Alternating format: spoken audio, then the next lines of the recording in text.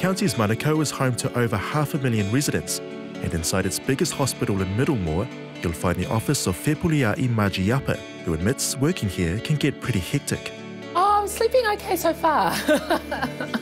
Yeah, I'm just happy my family will cook dinner a bit more often, but you know, we'll get there. She's been based here for the last 6 years as Director of Population Health and Strategy, but as of last week, she's been promoted to the top job as CEO of the Counties Manukau District Health Board. I'm loving it, actually. Lots of opportunity to get around and talk to staff. We have a roundup of what's going on around all the services, so listening to where we've got bed blockages and pressures. So it's been a great week. She's the first person of Samoan descent to lead a district health board in New Zealand, and she says there's no better place to take on her new role than in her own backyard. This is particularly special because it is in a district that I grew up in. My family live here. It's really great and rare to have an opportunity to do a job that just brings together all the head, heart and soul parts of what you know, I find really fulfilling.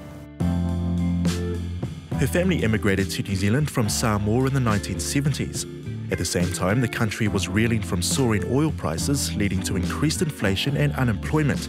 Whepulia'i witnessed firsthand the consequences this had on Pacific communities in South Auckland.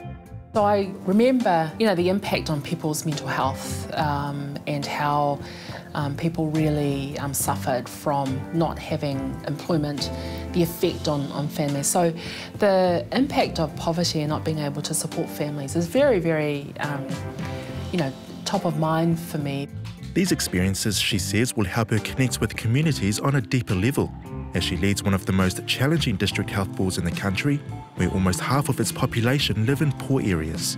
If people can't afford to pay for GP visits or pay for their medicine, they're not going to benefit from good healthcare. If they can't, you know, pay for the bus or the train or the transport to get to where they need to go for healthcare. So, you know, it is really vital for our community that all the social sector agencies work together.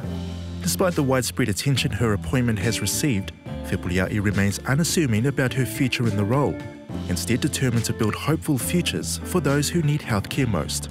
I think it's important to focus on what's important and that our community feel that they really own us, that you know, we are as much a part of the community and that you know, that they're experiencing real improvement in their health and well-being, and they're able to tell us and give us that feedback.